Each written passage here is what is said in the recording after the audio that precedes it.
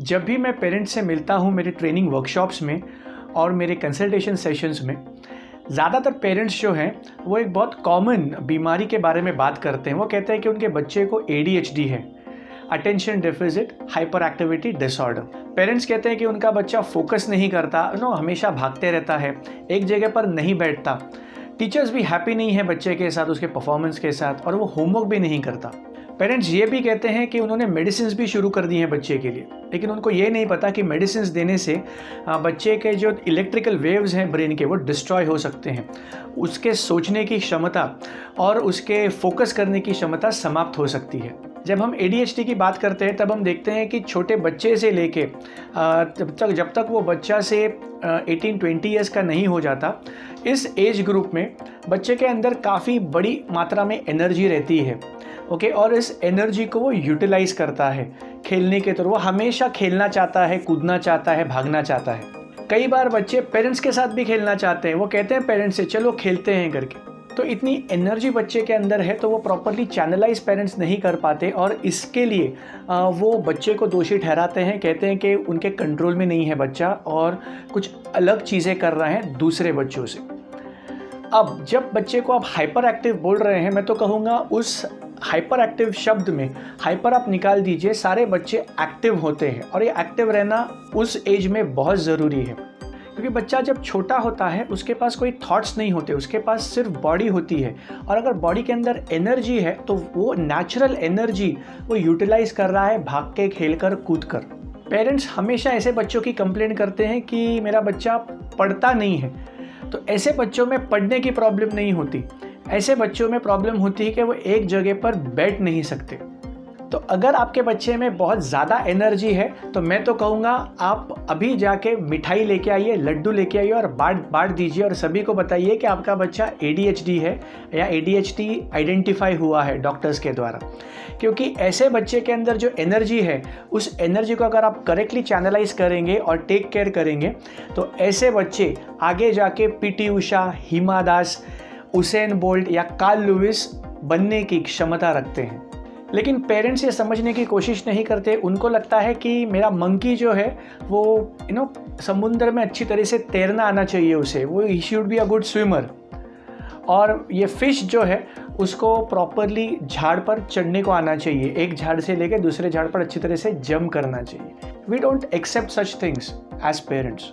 तो इस एनर्जी को आप कैसे चैनलाइज करेंगे बच्चे के अंदर? चलिए, इसके लिए मैं आपको 2 टिप्स देता हूँ। टिप नंबर 1, बच्चे को आप एक जगह पर बैठना सिखाएंगे स्टडीज़ के लिए, उसके होमवर्क के लिए। और दूसरा है कि आप बच्चे को कभी भी बैठने नहीं देंगे। कब? जब वो नीचे मैदान में खेलने के लिए गया है या ग्राउंड पर गया है, नीचे सोसाइटी कंपाउंड में गया है। मैं तो रेकमेंड करूंगा कि आप ऐसे बच्चों को रोज़ाना बड़े स्टेडियम में लेके जाए, या तो कॉलेज के ग्राउंड में लेके जाए या स्कूल के बड़े ग्राउंड में लेके जाए, और उसे दौड़ाएं। सिर्फ 40-50 मीटर नहीं या 400-500 मीटर नहीं, 1 किलोमीटर, 2 किलोमीटर, 3 किलोमीटर, जितना वो भाग सकता है उतना। जैसे वो अपनी भागने की क्षमता को बढ़ाएगा 5 किलोमीटर, 6 किलोमीटर, 7 किलोमीटर, तो ये बहुत अच्छा होगा उस बच्चे के लिए। और जब वो भाग रहा है तो उसे मोटिवेट कीजिए, और जब भी वो थका हुआ होगा तो उसे अच्छे ड्रिंक्स दीजिए पीने के लिए, अच्छा खाना दीजिए खाने के लिए।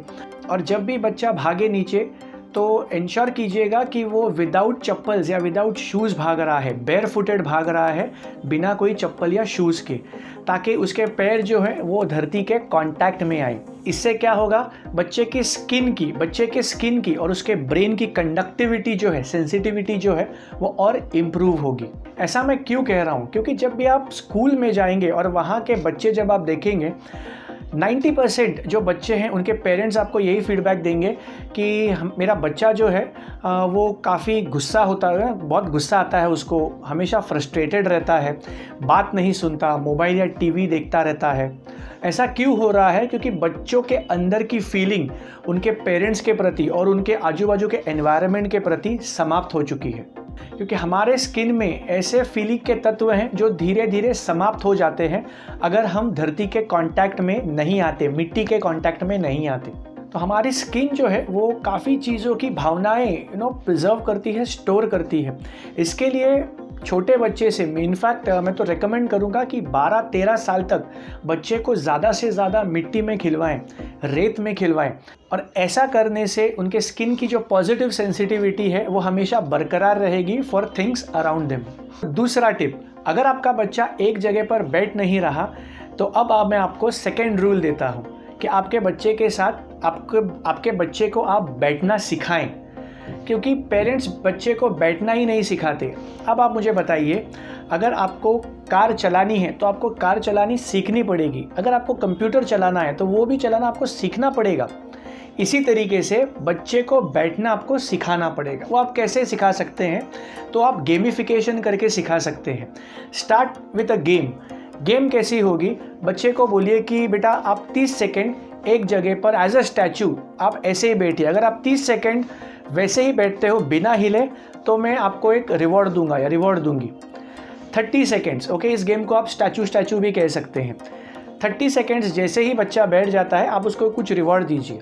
तो ऐसे गेम अगर आप रोज़ खेलते रहे और इस ड्यूरेशन को अगर आप बढ़ाते रहे 30 सेकेंड्स, 60 सेकेंड्स, देन 1.5 मिनट, फिर 2 मिनट्स, फिर 3 मिनट्स, और ये गेम खेलते वक्त आप भी खेलिए, ओके, और आप हार जाइए उस गेम में तो उसको और ज़्यादा मोटिवेशन मिलेगा। तो जैसे ही बच्चा 10-15 मिनट एक जगह पर बैठना सीख गया, समझ लीजिए ये ADHD का प्रॉब्लम बच्चे के बॉडी से निकल गया है। मैं वापस यही कह रहा हूँ, अगर आपका बच्चा आइडेंटिफाई हुआ है कि आपका बच्चा ADHD है तो जाइए और लड्डू लेके बांट दीजिए।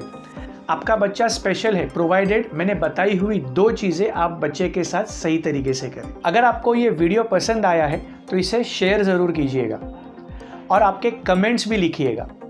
अगर आपने मेरे चैनल को सब्सक्राइब नहीं किया है तो नीचे दिए हुए सब्सक्राइब बटन पर क्लिक कीजिए और बाजू में बेल आइकन है उस पर भी क्लिक कीजिए ताकि आगे आने वाले सारे मेरे इंपॉर्टेंट वीडियोज़ आपको मिलते रहें। Thank you very much and see you soon.